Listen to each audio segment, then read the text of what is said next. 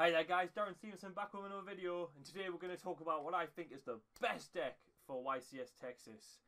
Texas is coming up this weekend. Literally, I'm going to be flying there tomorrow. So yes, I am going to be there. I can't wait to go there and just take advantage of all the American food. Oh my god, probably sink my teeth into all that food and stuff. Jesus, I can't wait to eat beef jerky. Last time I was there last year for like one of the regionals in San Antonio, I didn't get a chance to have any of the beef jerky, because I thought we were going to end up going back, but apparently it was too far away. It was in one of those gas stations that were like proper far out the way, but they're only in Texas. I can't remember its name, but if you're from Texas or even America, you probably know what I'm talking about. It was insane. I can't wait to just go and all this. Oh, I can't wait. And I also want to take this opportunity to say thank you to all you guys. You've been amazing. The fact that I've got into like 4K subs now just goes to show how supportive you all are. And thank you so much for supporting me since I've just came back to post a couple of videos. I really, really appreciate it. You're the reason I keep doing this. Let's keep going. So today, like I said, we're going to talk about what I think is the best deck for YCS Texas. And as you can see here, Texas, it's coming. It's coming October 5th, 6th. And it's a format that's been fairly defined now. I don't think any new sets are coming out for this weekend. So we pretty much know what the meta is. We've seen YCS Ghent, YCS Niagara, and YCS Guadalajara all show what the sort of meta is. It's all shifted, it's formed, we've had winners, we've had champions. So let's take a look and see what the breakdowns are, and then we can make our own conclusions as to what we think is the best deck is. So we've got little pie charts here, which is pretty cool. So top 32 of YCS Ghent breakdown. So this is going to be more of like a reflection on how these events went, so we can sort of like deduce how the format is defined, and then after that we can just basically determine what we think the best deck is. So for this, we've got a massive representation in August in the 37%, and the second most represented deck being Striker. August in this is being broken up with Pure, 5 Lunalight, and 1 Cyber Dragon. So that means six Pure August. So it's fair enough. It could be basically down to just representation alone that August is like the most represented deck in Top Cut, which is a fairly common thing. I know like Sky Striker was fairly represented in one event, but we all know that deck sucks. So so let's look at some more evidence to see if August really is as good as the graphs show by checking what it looked like when we go deeper into Top Cut. So if we go deeper into Top Cut, we get the top 8 breakdown of YCS Ghent, and it just shows that like August is still 50% of Top Cut. So 4 participants are playing August, 2 of which playing Lunalight, 1 of which playing Thunder, and 1 of which playing Cyber Dragon. So all the pure August lists have all just crashed out really early, and Sky Striker is just stuck. Is just stuck there. Probably because Striker can have an inherently good matchup against August, with the way like if it gets its snowball rolling with like Engage and stuff, it could probably have a good matchup against everything. And you've got like a wee little Thunder Dragon guy just like chilling there, who I'm pretty sure unfortunately got knocked out in top 4 and top 8 rather. And we see the finals was between Cyber and Lunalight, which Lunalight inevitably won. So the winner of YCS Ghent was Lunalight August. But we'll have plenty of other events to check. We still have Niagara and Guadalajara to check to see if it wasn't just a fluke that August won the event, and August truly is the best deck. So now we've looked at Ghent. Now that people are happy with the evidence that I've presented with YCS Ghent, let's see if August still performs in the other events. So we have YCS Niagara, and we've got the top 32 breakdown here. So we still see that August is still highly represented as 41%. So it just goes to show that August is no mug, and it's still like really, really good, and it's heavily represented in Top Cut. The breakdown, you got 4 Cyber Dragons, 2 Lunalight, and 1 Crusadia August. Okay, I didn't know that, Tom. That's pretty cool. So that means 7 were some sort of variant of August, and the rest were Pure. So Pure is still doing quite well by top-ins. We know it didn't go deep in Top Cut again, but that might just be down to many reasons, variants or whatever. But we can see that it's still doing quite well in top in the YCS Niagara, and you've still got the second most represented deck is looking to be Sky Striker. Then you've got like other contenders like I don't think Salamangreat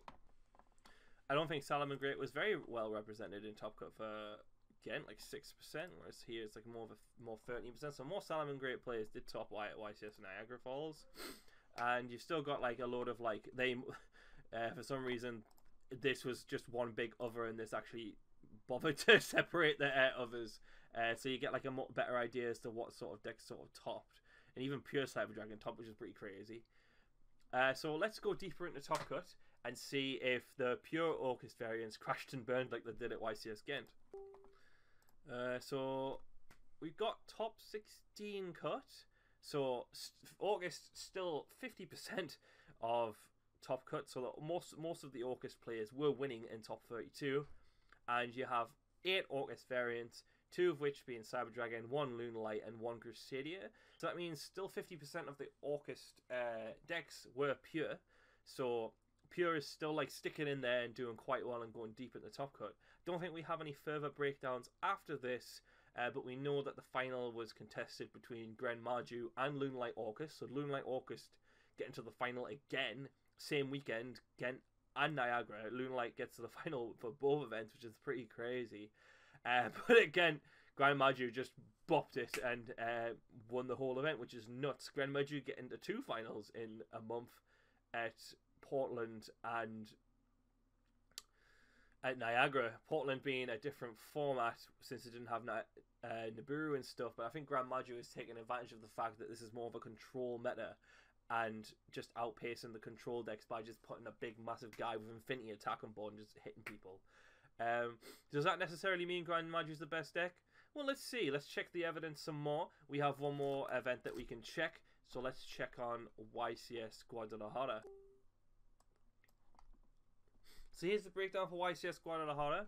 So as you can see again, Orcust is still like really well represented in top cut, almost 50% for every single time. So you can see it's like 37% at Ghent, not as high as the others, but and then it gets 41% at Niagara. But after this weekend, the format was more defined, so we're starting to see that more Orcust variants are top and top cut, because more people may be just picking up Orcust thinking that it's the best deck and trying other variants as well. Sky Striker is still the second most represented deck in top cut. Maybe people are thinking that Sky Striker is like a good alternative to Orcust because it's a really grindy deck. It has good matchups all across the board. It doesn't really lose to anything, and Striker can play like really ridiculous floodgates. Like there can only be 1 in Summon Limit. I just don't really care, and Striker can crack any board as long as it has like a decent hand, and if it draws Rain Engage, it's going to give you a game, that's for sure. So let's break down the Orcust variants again. So you have 7 Lunalights, 3 Cyber, and 1 Thunder. So that's 11 different variants of. So that's 11 variants that weren't pure. So that means there's 4 pure. So there's less pure Orcust at this event in Top Cut than all the other ones before. So maybe we're starting to see the meta sort of shift to people thinking that pure isn't as good as the Cyber and Lunalight variants, which have a higher ceiling. So I think people would play a pure just to opt to like play hand traps. But you've got decks like Lunalight and Cyber that just do more, and I think people just want to play a deck that does more. But let's see again, let's check deeper at the top cut to see if how the Lunalight, Cyber Dragon, and even Thunder variant are topped as well, and the pure did when they go deeper at the top. So you got top 8, it's Lunalight Orcust, 2 Salamangreat, 2 Striker, 1 Pendulum Magician, and 1 Infernoid. So again, pure and Cyber have just crashed out of deep into in the top cut, and it looks like Lunalight is definitely performing better than the other Orcust variants, it would seem. And you've got top 4, Lunalight, Orcust, Striker, Pendulum Magician, and Infernoid. Pretty wild mix. And then in the final, you see Lunalight, Orcust, and Sky Striker play each other, where we all know Lunalight, Orcust won. So for all 3 of these events, Orcust got to the finals of each one. All 3 had a Lunalight Orcust variant in it, and one of which had 2 Orcust mirror matches, 1 Lunalight versus Cyber Dragons. So that means Orcust has gotten to the final 4 times, which is crazy, in only 3 events. So it just goes to show that some Orcust variant out there is probably the one to play. So in my next video, I'm going to compare both Luna, Pure, and Cyber Dragons, and even touch on Thunder as well. So we're going to have a little discussion to see what we think the best Orcust deck is, and then come to our own conclusions at the end. Well, that's it for me, guys. Like I say, I'm going to be at YCS Texas, so be sure to say hi to me and say hello. And for this particular video, don't forget to like, share, and subscribe. See you guys later.